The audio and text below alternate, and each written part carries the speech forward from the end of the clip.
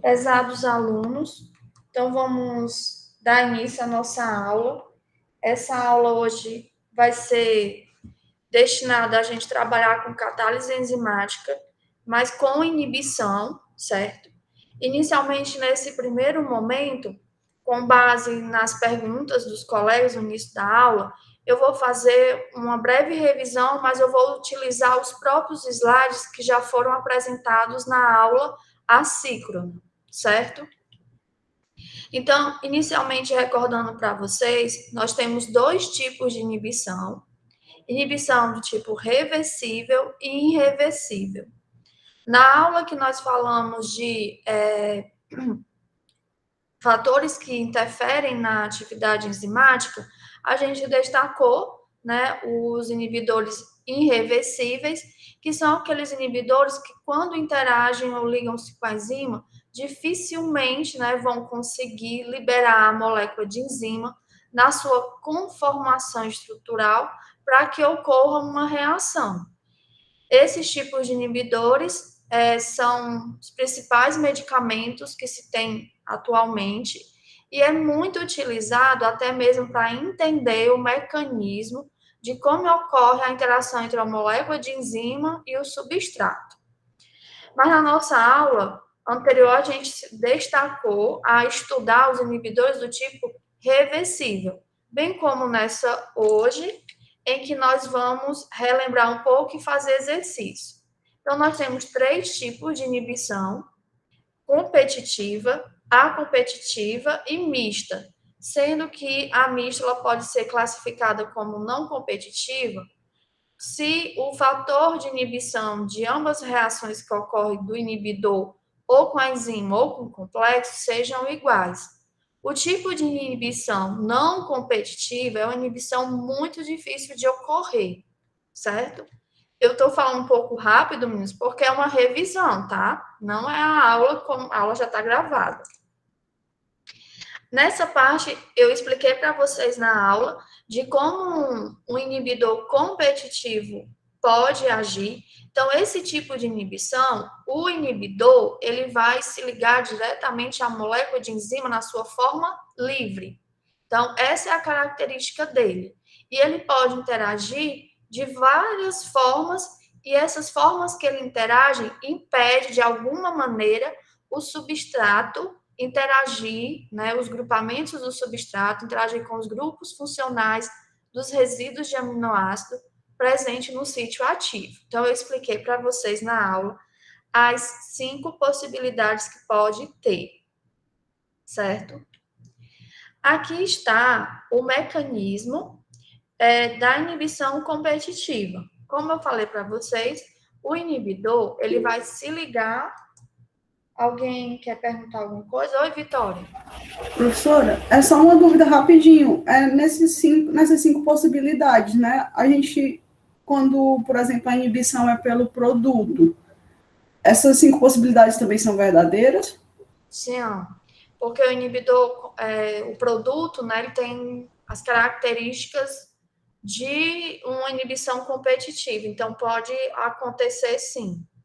Tranquilo. Mas o que eu acho que é a mais difícil de ocorrer, com base no que eu já li, é daquele do primeiro, né? Porque geralmente tem uma certa diferença aqui, mas pode ocorrer uma dessas 5, sim. Tá? Porque como o produto vai sofrer uma boa transformação, o substrato no produto, acaba que tem muita mudança também estrutural, que pode ser que essa afinidade inicial que o substrato tinha pelo sítio ativo seja muito diferente da afinidade do produto pelo sítio ativo. Então, pode ser que esse seja uma das, mas que talvez ocorra um pouco menos, certo? Mas sim, pode ser uma das 5. Que o produto como inibidor, a característica é a inibição competitiva. Então, aí, continuando, aqui eu apresentei para vocês o mecanismo de forma simplificada, porque nós vimos, quando a gente estava estudando o mecanismo, que a gente apresenta dessa forma, mas que podem ocorrer várias etapas. aqui também, na presença de um inibidor, pode acontecer a mesma coisa. Mas a gente pega as reações globais para mostrar esse mecanismo. Então, o inibidor, ele vai se ligar aqui, no caso, à enzima na sua forma livre, certo? E a enzima que não estiver ligada a esse inibidor, ela pode se ligar ao substrato para formar o complexo enzima-substrato e, assim, ter a formação do produto com a liberação da enzima. Como eu até citei com a dúvida no caso da Sara, esses tipos de emissão são reversíveis, ou seja, esse complexo formado EI, que é um complexo inativo para a formação desse produto desejável, ele pode se dissociar, liberando a molécula de enzima e o inibidor, certo? Aí eu tenho uma pergunta para vocês. Caso vocês estejam realizando uma reação e aí tem a presença do inibidor, que ele é um inibidor do tipo competitivo. O que vocês fariam para tentar minimizar a ação desse inibidor?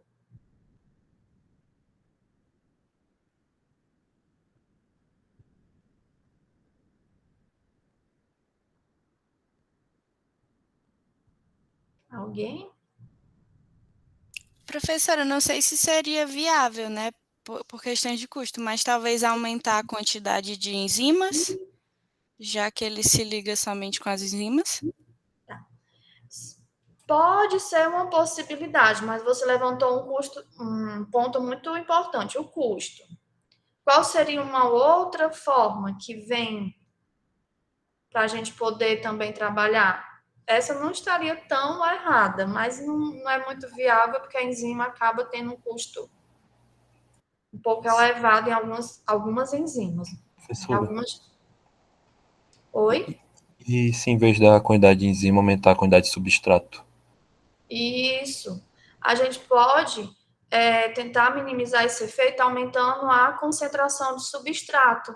Então, que eu vou ter mais moléculas de substrato, então pode ocorrer, né, mais interações aqui com as enzimas livres e assim formar mais produto. Então, uma forma da gente minimizar esse tipo de inibição é aumentando a concentração de substrato, certo? E aí eu vou passar um pouco rápido, né? Só para mostrar esse gráfico aqui para vocês, porque eu gosto de fazer com essa comparação, que aqui, no caso, nós mostramos, né, o gráfico de velocidade versus a concentração de substrato, quando a gente está com os dois tipos de reação, com e sem inibidor. A reação na corzinha verde é sem e na amarela é com inibidor, aqui no caso do tipo competitivo. Então, o que a gente observa no inibidor do tipo competitivo é que ele não vai influenciar a velocidade máxima, certo? Mas não é que o perfil de velocidade vão ser o mesmo, eles vão ser diferentes. Mas quando a gente está trabalhando com altas concentrações de substrato, a gente tende a atingir a velocidade máxima da reação que estava sendo catalisada na ausência desse inibidor, certo? Então, um inibidor competitivo, até mesmo pelo mecanismo que eu repeti aqui para vocês, nessa etapa aqui, que é a de formação do produto, depois que o complexo é formado, não tem interferência do inibidor. No entanto, como eu vou ter menos moléculas de enzima livre que podem estar complexadas com inibidor, eu vou estar formando menos esse complexo ativo enzima-substrato. Então, por isso que a velocidade tende a ser menor, mas quando a gente tenta saturar o meio com substrato, elas chegam a se aproximarem, certo? Então, essa é uma das formas da gente identificar um inibidor do tipo competitivo. Que quando a gente determina os parâmetros, se as velocidades máximas dos dois processos são praticamente iguais, nós temos aí um inibidor do tipo competitivo. Esse inibidor ele vai influenciar mais na questão do KM comparado com KM aparente. esse KM aparente é aquele produto alfa, que é o fator de inibição, vezes o KM. Porque justamente aqui, como o inibidor vai querer se ligar à enzima, então pode ser que aqui nós vamos ter uma interferência. Então, nessa situação, o valor de KM, que está aqui representando sem inibidor, vai ser diferente aqui do KM aparente, que é com inibição, certo? Então, esse é um tipo aí característica do processo com inibidor competitivo. E aí, daqui a pouco, eu vou mostrar para vocês a questão da linearização, certo? Aqui já nós temos, que é o que eu estava citando na dúvida também da Sara, que esses inibidores todos são reversíveis, né? Mas aí acaba que eles vão ter afinidades diferentes, né? A forma que estará a enzima, ou na forma livre ou na forma complexada. Já o inibidor do tipo acompetitivo, que também a gente vê nos livros com o nome incompetitiva, nós vamos ter o inibidor se ligando ao complexo. Então, é só depois que ocorre essas interações da enzima com o substrato, é que os grupos funcionais desse inibidor conseguem interagir com os grupos funcionais desses resíduos de aminoácido presentes aqui na enzima. Então, forma-se o complexo enzima-substrato-inibidor, que é o ESI. Diferente do que acontece aqui numa inibição competitiva, vocês estão vendo que ele está interferindo justamente na etapa que nós consideramos, através do mecanismo de Michaelis-Menten, como a etapa lenta, né, que é a etapa de formação do produto.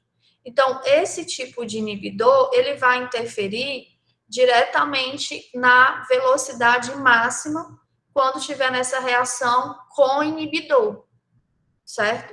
Diferente daqui, né? A enzima mais o substrato não vai sofrer, quando ela estiver na sua forma livre, não vai sofrer, né, influência desse inibidor. Ele só vai agir depois do complexo formado. Então, nesse tipo de inibição, nós vamos ter o KM, que é a constante de Michaelis-Menten obtida no processo sem inibição, que é esse verdinho, igual ao KM obtido no processo com inibidor, representado aqui pelo amarelo. Ou seja, o KM vai ser igual ao KM aparente. Já as velocidades máximas não vão ser iguais, né? Então, vamos ter aqui um fator alfa influenciando na velocidade máxima. Então, aqui já é uma outra forma, certo? Se a gente obter esses parâmetros de KM iguais e velocidades máximas diferentes, nós já suspeitamos que pode ser acompetitivo. E aqui o misto, que acabou de escrever aqui, ou não competitivo, nós vamos estar com um inibidor em que ele tanto pode se ligar à enzima na sua forma livre, ou ele pode se ligar no complexo enzima-substrato. Aqui a gente não poderia incluir ele como um não competitivo ou misto, porque a característica desse inibidor é que ele não vai conseguir se ligar ao complexo. Se ele conseguisse, a gente já teria que classificá-lo como não competitivo, certo? Ou misto. Aí, aqui no caso, nós temos duas reações que podem acontecer. A enzima ligando com um inibidor para formar o complexo EI, ou o inibidor se ligando ao complexo ES, formando EIS. Novamente, são inibições reversíveis, então a gente pode dissociar, né? Esses complexos formados podem dissociar. E ainda tem a possibilidade que depois que o complexo EI seja formado, o substrato pode interagir, formando o complexo EIS, certo? Então, essa é a característica do inibidor do tipo misto ou não competitivo. E, professora, como é que nós sabemos que é misto ou não competitivo? É a questão aqui relacionada às velocidades dessas reações, dessa e dessa. Quando essa constante de inibição, né, que é a constante de dissociação dividido pela constante de formação, for igual a essa outra, que a gente está nomeando KI e KI', elas forem iguais, nós classificamos como um tipo de inibição não competitiva. Se der diferente, ela é mista. Mas dificilmente a gente vai obter um do tipo não competitivo. Um colega de vocês me mandou um e-mail com uma dúvida. Professora, qual a diferença? Como a gente vai saber se são iguais ou são diferentes, né? Porque quando a gente vai obter esses parâmetros cinéticos, tem arredondamentos incluídos, tem o método também, que um é mais preciso ou menos preciso.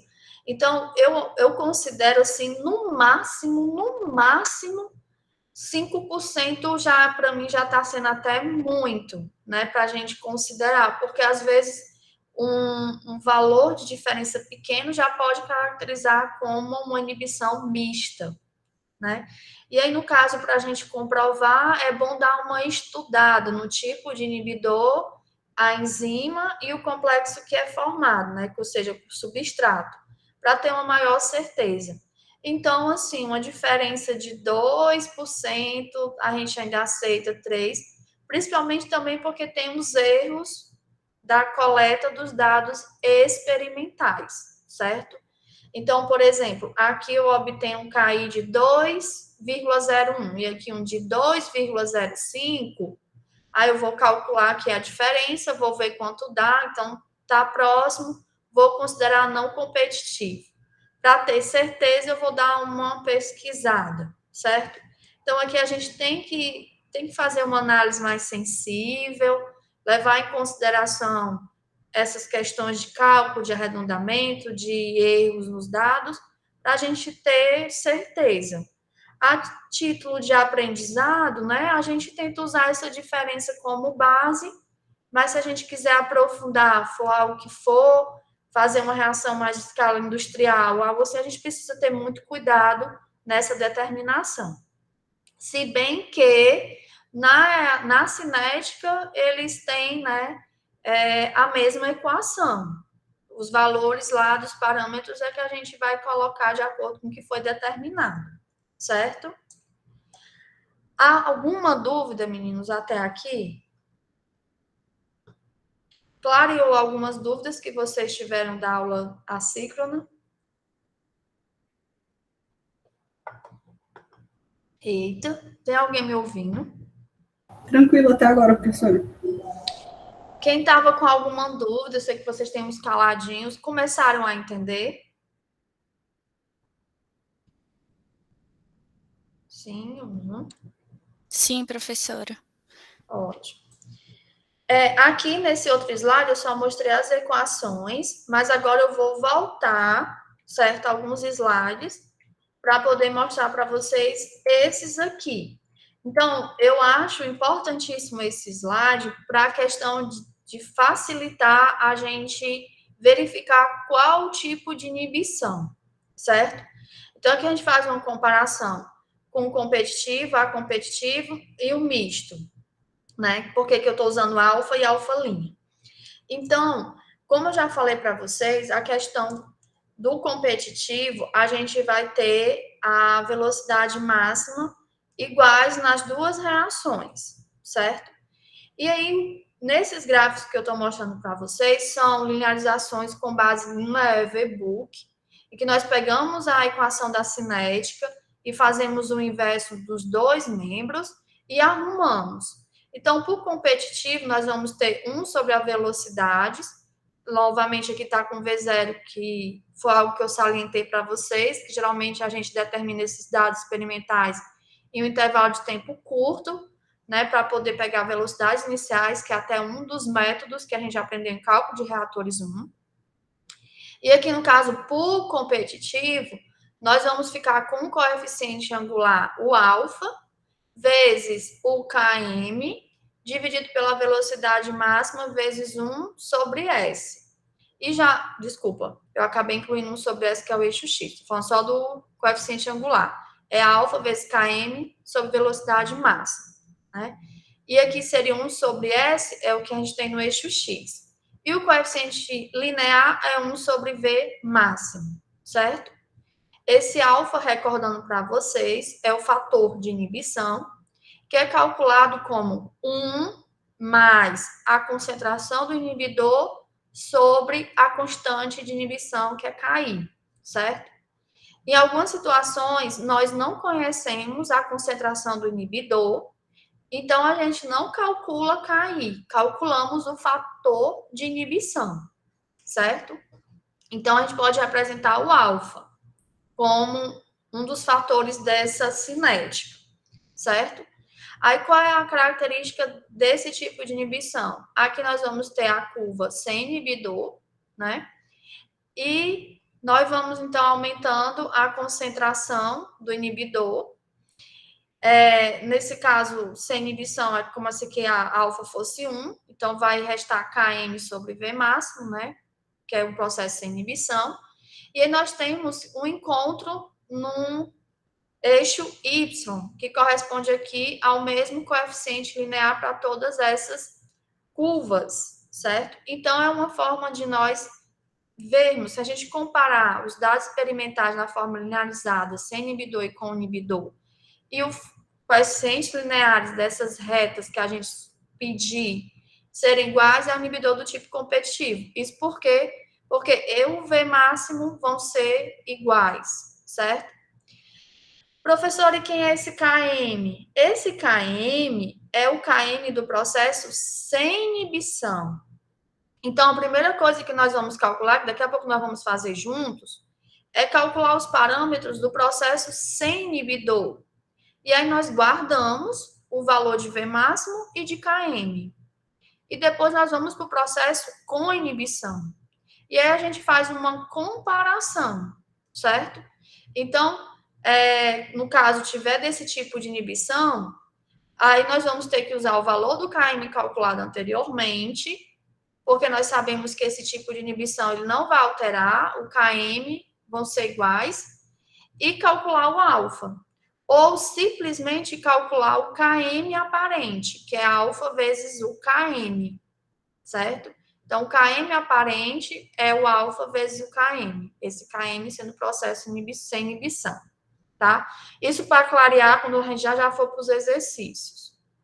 Já o A competitivo, e vocês podem me interromper, viu? Vocês viram que nós vamos ter um impacto maior na velocidade máxima. Então, a gente viu que aquele perfil que a gente vai obter não vai se aproximar, né, comparando o perfil sem inibidor com inibidor, da curva velocidade versus concentração de substrato. Então, o que vai acontecer, então, com esse tipo de inibição? Como quando a gente comparar, aqui no caso nós vamos ter a curva sem inibidor, e aí nós vamos colocando inibidor e vamos aumentando a concentração. Logo, vai aumentando o efeito, né, o fator de inibição. Então, nesse tipo de inibição, nós vamos ter os coeficientes angulares iguais, que é a relação de Km sobre V máximo, certo? E vamos ter os coeficientes lineares diferentes. Então, vocês estão vendo aqui as inclinações dessas retas iguais, mas todas tocando em lugares diferentes, certo? Isso porque, nesse tipo de inibição, a gente viu que nós vamos ter o Km, né, igual o KM aparente, e aqui é que nós vamos ter um impacto na velocidade máxima, certo? Aí aqui, se a gente for comparar, aqui eu tenho alfa', né? Só para diferenciar desse alfa aqui, alfa' sobre V máximo. Aí comparando, se vocês lembram, sem inibição, aqui fica 1 sobre V máximo. Logo, o V máximo daqui, que a gente pode chamar de V máximo aparente, vai ser um V máximo, vai ser menor do que o V máximo. Então, daqui é que a gente tira a relação. Então, depois que a gente calcula o alfa', a gente pode calcular o V máximo aparente, fazendo a divisão de V máximo sobre alfa', que é o que está naquela tabelinha que eu tentei sumarizar lá os parâmetros para vocês, certo? Também acho que vai ficar claro com os exercícios. Até aqui, alguma dúvida?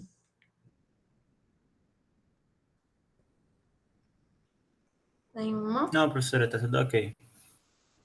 Ótimo. Quando a gente já vai para a mista, a gente não tem nem coeficientes angulares, nem coeficientes lineares sendo iguais, porque a gente vai impactar tanto na questão da afinidade, entre aspas, porque a gente viu que nem sempre a gente pode definir assim, né?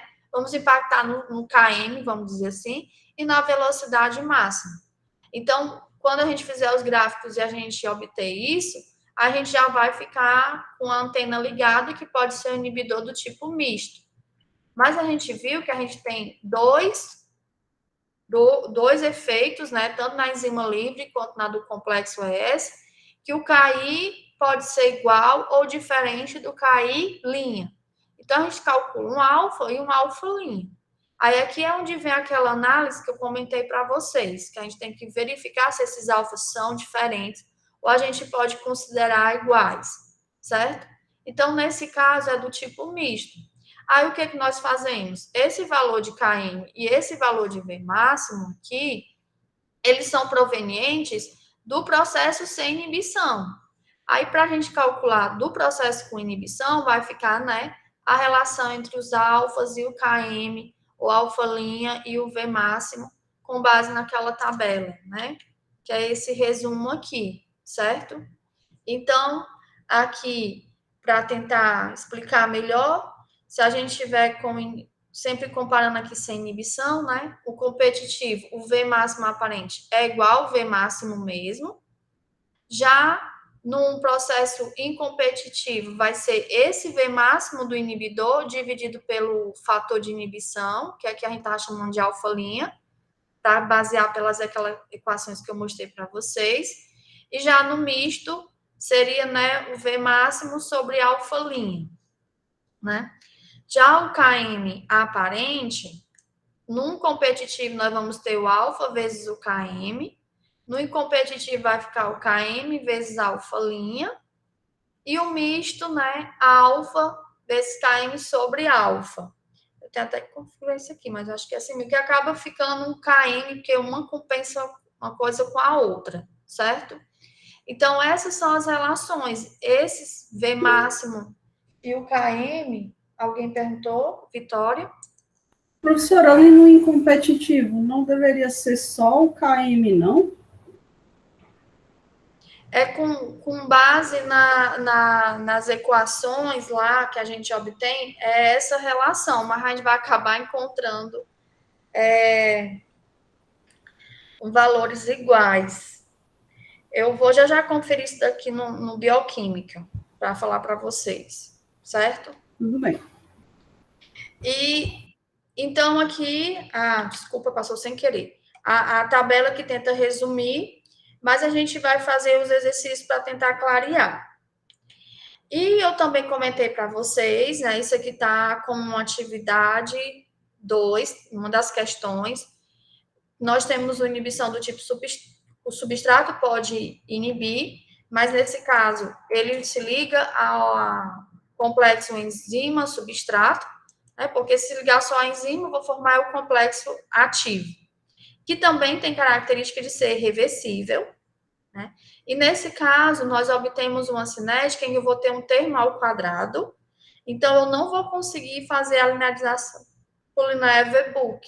Então, geralmente, a gente tem que usar ou Excel, o Solver, ou um outro programa para tentar determinar melhor esses parâmetros, V máximo, Km e Ks, certo?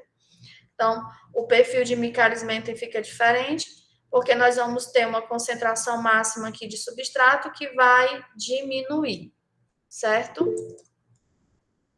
Oi, Cícero. Professora, nesse gráfico de 1 sobre V por 1 sobre S por 1 sobre V, tem uma região, querendo ou não, do gráfico que ela tem um aspecto bem linear, né? Uhum. Caso eu meio que extrapolasse essa região linear para tocar no gráfico, eu teria a linearização para a reação sem a inibição do substrato ou não tem nada a ver? Você estaria embutindo muito erro na determinação dos seus parâmetros. não é recomendado. Porque justamente vocês estão vendo essa dobrinha aqui, ó.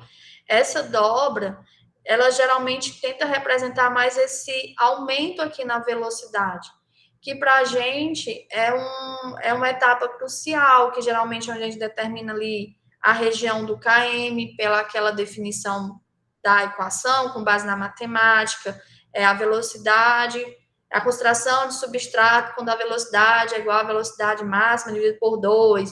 Então, essa região é crucial. Aí, se a gente sair extrapolando, a gente vai embutir muitos erros. Então, não façam isso. Eu boto esse gráfico justamente para demonstrar porque não é linear, certo?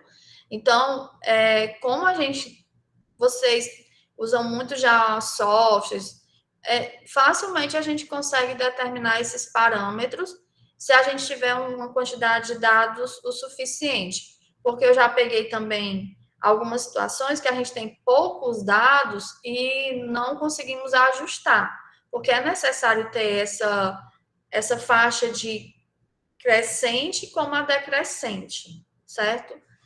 Ok? Então, não vai dar bom não, viu, Cícero? Certo? Tá, professora, obrigado. E outra coisa que eu quis salientar aqui, né, que isso aqui ficou aqui do ladinho, é porque esse gráfico ele é obtido sem inibidor, né, porque aqui no caso a gente está considerando que apenas ocorre a inibição pelo substrato. Então, não tem outro inibidor, porque senão a gente pode, se tiver inibição pelo substrato, e a gente ainda tem um composto nessa reação que tenha característica de ser inibidor, aí nós podemos obter um perfil diferente. E para finalizar, para a gente escrever e fazer exercício, temos o produto, que também foi uma pergunta, creio que da Vitória, que é um inibidor parecido com o inibidor competitivo, certo? E nós temos enzimas, até que são aplicadas industrialmente, como a beta-galactosidase, para hidrólise da lactose, em que, quando hidrolisa a lactose em glicose e galactose, a glicose pode inibir, então começa a ter esse processo de inibição, que a cinética é igual, né, à do inibidor competitivo, só mudamos os termos, que aí tem a influência da concentração do produto, e, no caso, a constante de inibição é representada por Kp. Uma coisa que eu gosto de salientar aqui é que, às vezes, se faz uma aproximação para usar essa cinética, que é da concentração do produto, né? Porque, por exemplo, se a gente tiver no sistema batelada, essa concentração do produto vai variando com o tempo.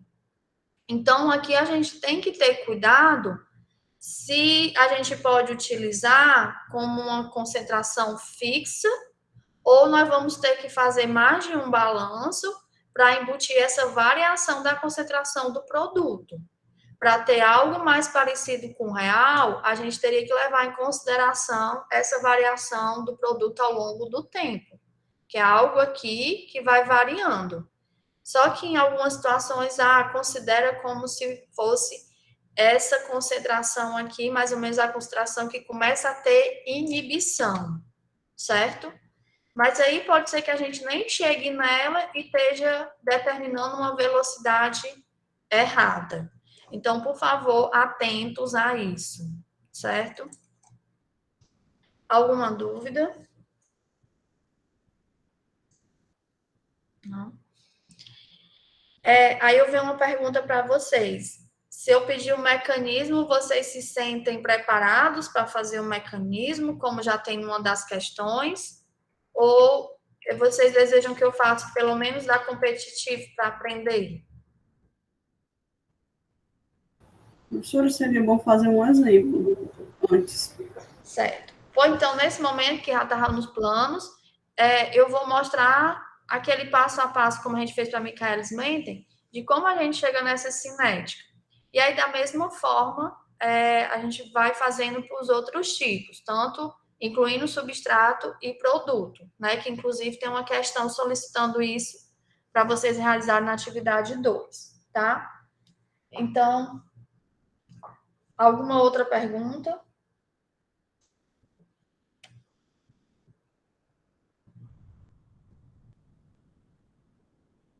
eu vou parar de projetar aqui para ir para o tablet. Só um minuto.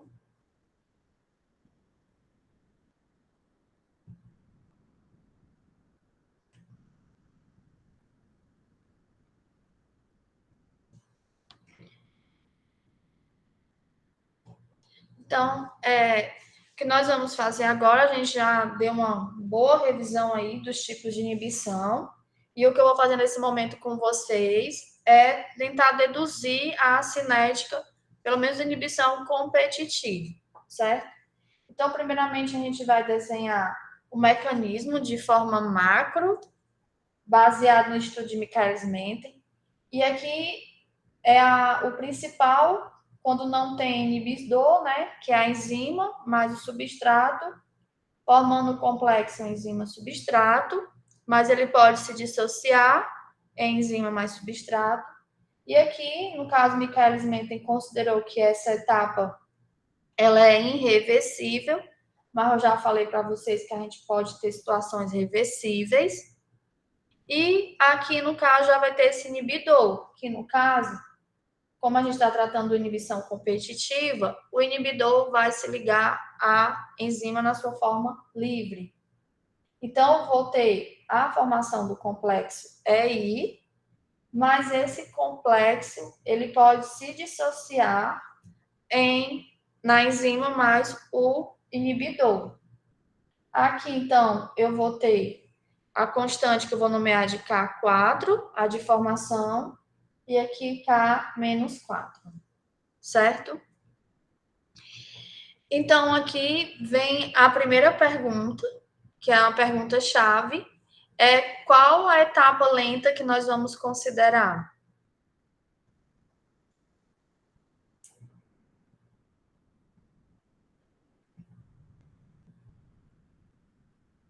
E aí, menino? Professor, eu acredito, não tenho certeza, mas eu acredito que vai ser a do complexo enzima-substrato, porque agora a gente tem meio que uma força contrária. Aqui, Vitória, ainda é considerado, né? Tem a ver com o complexo enzima-substrato, com base no que você falou, mas ainda é a etapa de formação do produto, certo? Foi uma hipótese que foi levantada por Michaelis-Menten e que também foi utilizada para deduções dessas cinéticas com inibição. Mas até eu falei para vocês na aula que nem sempre isso ocorre. A etapa lenta, né, como até a Vitória quis levantar, pode ser a formação desse complexo enzima-substrato, que ainda mais na presença do inibidor, a gente ainda pode ter dificuldade na formação desse complexo, certo? Mas, né, na dedução do mecanismo, ainda foi considerada que as etapas envolvidas aí diretamente na reação da formação do produto, ou seja, ES formando E mais P, é a etapa lenta, certo? Mas é bom vocês estarem cientes disso e que foi uma hipótese para chegar nessa cinética. Se a gente considerasse uma outra, aí a gente poderia obter uma outra cinética, uma outra equação para representar, certo? Então, a etapa lenta é a formação do produto, né? Que aqui, no caso, a gente viu que essas equações a gente obtém de balanço de massa, né? Que aí, no caso, a gente vai pegar essa reação, que aí aqui vocês vão representar essa velocidade como? Sabendo que a gente considera elas elementares.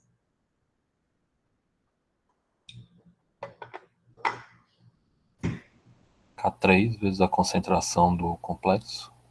Isso. Exatamente. A gente considera elementar, então é a constante de velocidade vezes a concentração do reagente, né? Elevada a seus coeficientes estequiométricos, que aqui a gente considera que é equimolar, né? Tá todo mundo aí balanceado. Aí vocês podem me fazer a pergunta, né? Professora, é a mesma coisa do que a senhora fez anteriormente, né? Essa etapa principal é a lei de velocidade que a gente vai trabalhar. E aí? Então, que vocês acham? Por que a gente não vai poder só repetir o que a gente já fez? Alguém tem alguma suspeita? Por causa da velocidade de formação do complexo enzima inibidor? Isso, porque a gente vai estar influenciando nessa concentração do complexo S, porque a gente está formando esse complexo EI, ou seja, parte da enzima livre pode interagir com o inibidor. Então, a gente vai ter que trabalhar mais para chegar na velocidade, na equação correta, certo? Então, depois que a gente define a etapa lenta, nós vamos trabalhar agora com balanço molar para os complexos, certo? Então, segundo, vamos fazer o balanço molar para o complexo, né, ES. Aí, lembrando lá do balanço, a gente tem um acúmulo, que é o número de mols com o tempo, né? É igual a questão do que entra menos o que sai. Eu estou fazendo aqui só para a gente relembrar, mais que é gerado menos o que é consumido. Esse é o balanço que a gente sempre vê, lembra, né? Acúmulo. Deixa eu até escrever aqui acúmulo, no lugar de botar já a equação, a forma. E aí, esses estudos, eles foram feitos em batelada. Nem sei se eu comentei isso na nossa gravação. Mas eles foram feitos em batelada. Aí a gente vai ter o acúmulo do número de mols do complexo enzima-substrato com o tempo. Aí não tem entrada, não tem saída. E agora vem o termo de gerado e o termo de consumido. E aí, para o complexo S, ele é gerado, ou ele é consumido, ou ele é ambos?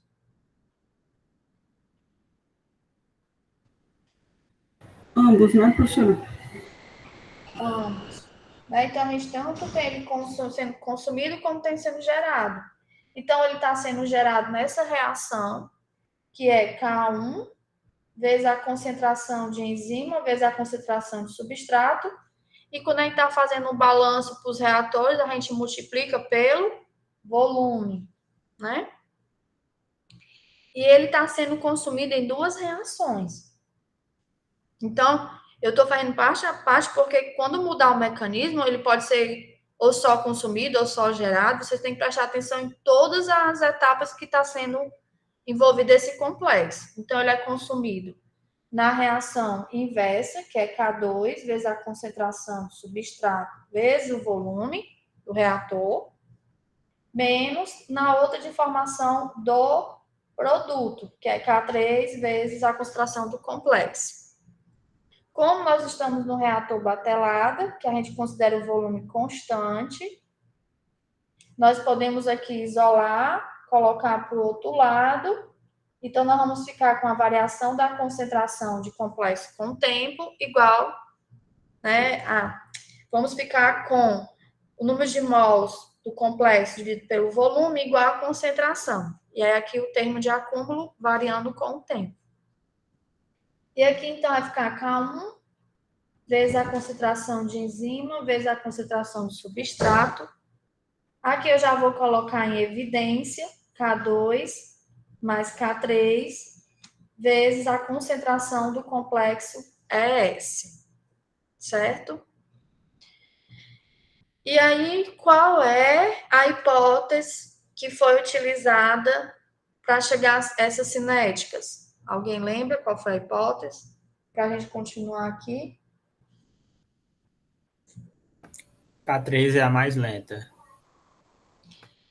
Tem a hipótese do que a K3 é mais lento, mas relacionado ao complexo. O que a gente considera em relação a essa concentração do complexo? Não varia ao longo do tempo? É algo assim? Isso. A gente trabalha num estado pseudo-estacionário. É como se fosse a variação ao longo do tempo praticamente igual a zero. Então, foi a forma que trabalhou. Então, fica K1, isso aqui vai ficar zero.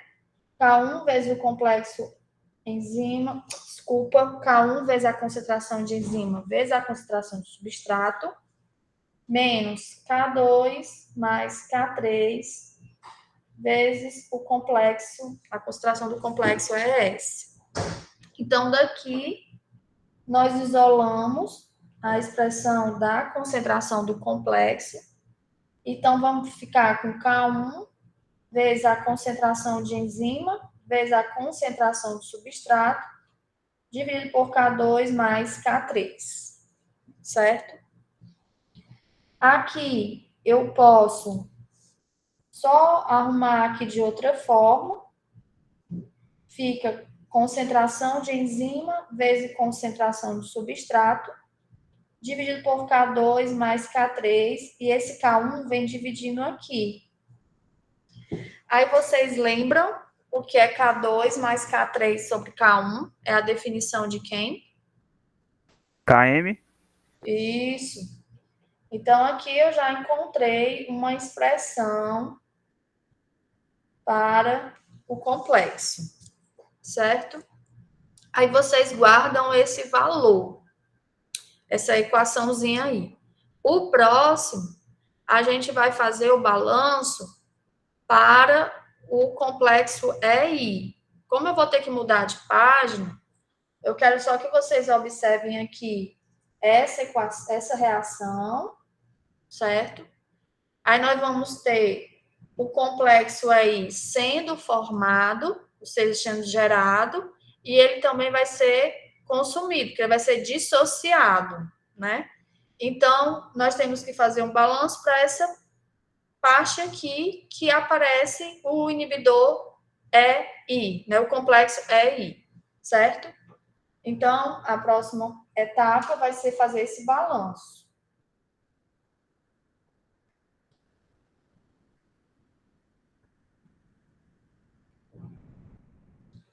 Então, aqui vamos fazer o balanço.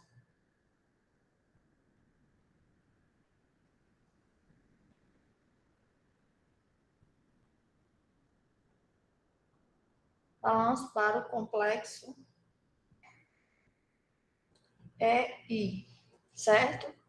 Então, para ganhar tempo, a gente já sabe que tem um acúmulo, né? E aí que o volume é constante, que a gente pode isolar. Então, vai ficar a variação da concentração do complexo EI vai ser o que é gerado e o que é menos o que é consumido. Então, é a reação direta, que é K4, vezes a concentração de enzima, vezes a concentração de inibidor. Essa é a reação que forma esse complexo. E tem a reação de dissociação, que é a reação inversa, que é K menos 4 vezes a concentração do inibidor, que ele já passa a ser o reagente dessa reação inversa, certo? Tudo bem aí? E aí, tudo bem, meninos? Tudo ok. Alguma dúvida? Certo. E aí, então, a mesma situação que a gente considera para o complexo ES, nós consideramos para o complexo EI, né? É um pseudo-estacionário, e aí nós consideramos que a concentração desse complexo inibidor EI é igual a zero. Então, ficar K4 vezes EI menos K menos 4 I, certo?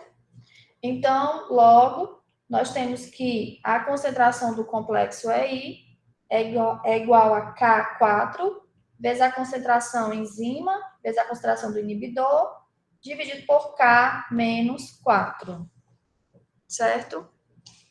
Aí agora eu vou repetir para vocês a definição que eu tinha falado quando a gente estava dando um lembrete da aula anterior, que as constantes de inibição é a constante da reação de dissociação, que é o K menos 4, sobre a constante relacionada à reação de formação, K4, que foi a nomenclatura que nós usamos, certo?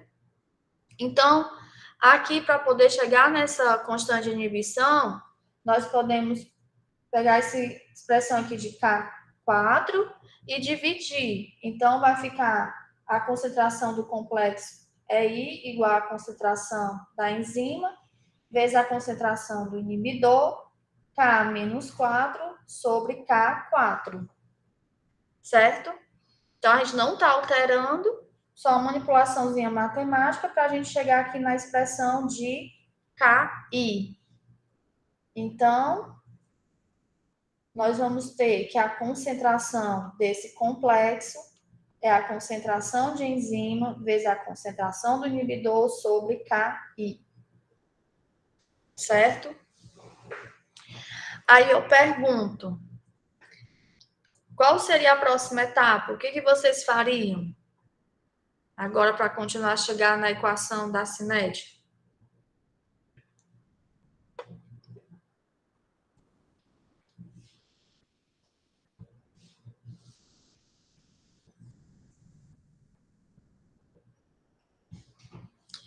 O próximo é a gente fazer um balanço para a enzima, certo?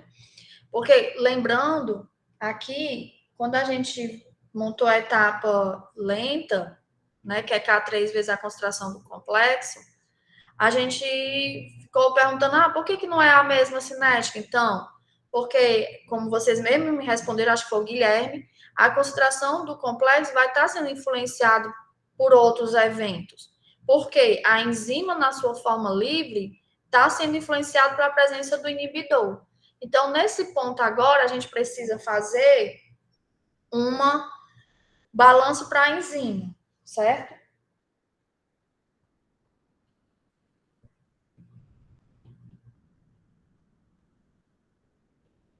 Então, a concentração inicial de enzima que eu adicionei no ensaio, né? Ela pode estar de que forma?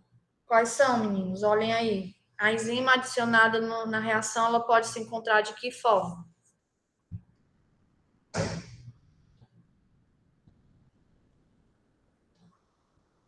Ela sozinha nos reagentes, né, lá no substrato, complexada com o substrato e com o inibidor e no produto, junto com o produto.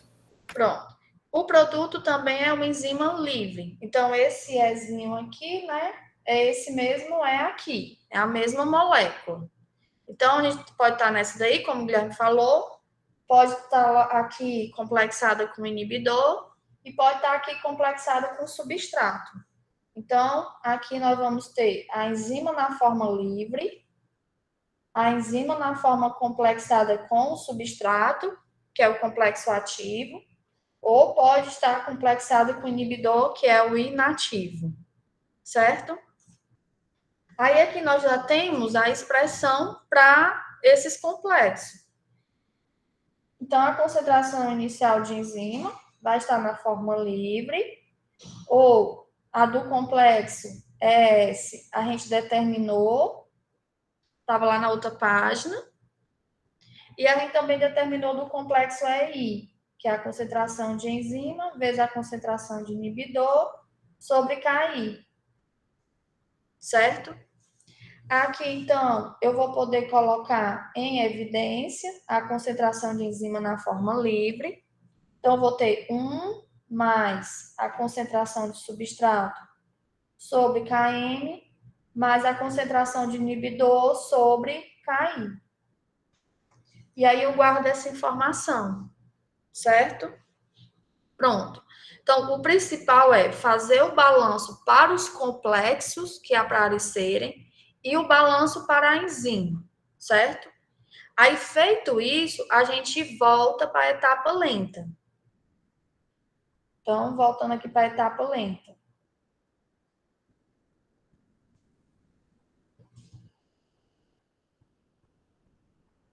Então, tem a etapa lenta.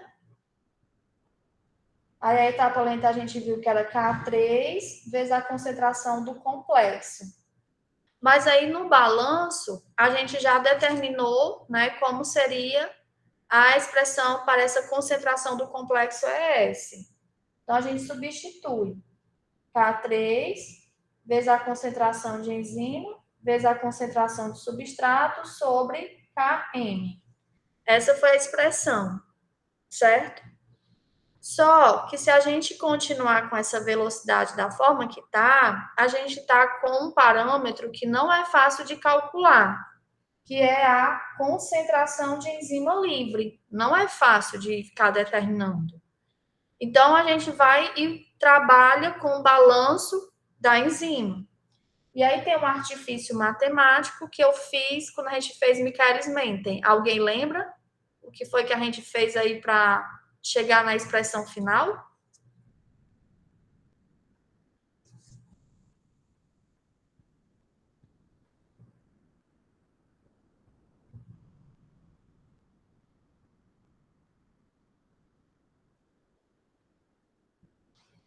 É dividir ambos os lados pela concentração inicial de enzima.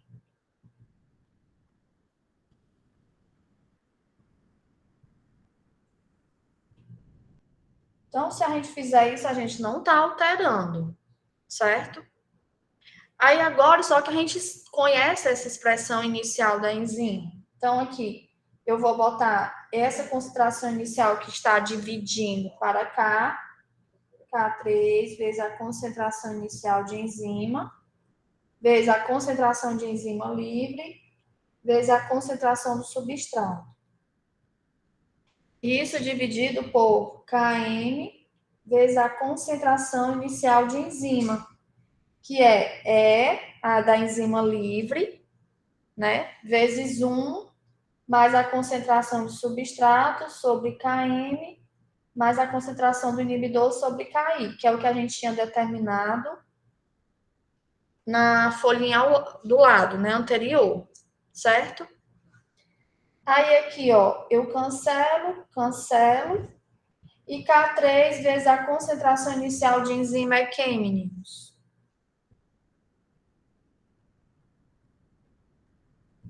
Velocidade máxima. Isso. Então, fica V é igual a V máximo, vezes a concentração de substrato. Aí aqui, ó, arrumando, fica Km mais a concentração de substrato, mais Km vezes a concentração do inibidor sobre Ki. Que aí eu posso arrumar, isolando o V máximo, o Km, embaixo aqui, Km, 1 mais I sobre Ki, mais a concentração do substrato, certo? E esse termozinho aqui é o conhecido como alfa, que é o fator de inibição.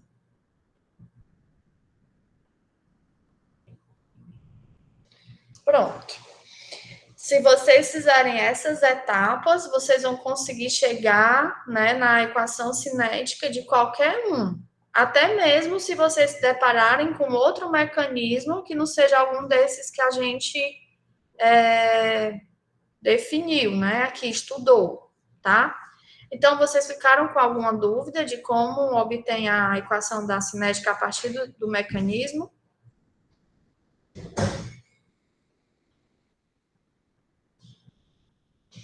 Nenhuma? Então, meninos, eu vou encerrar essa gravação para não ficar tão grande, para a gente começar a fazer algumas atividades, tá?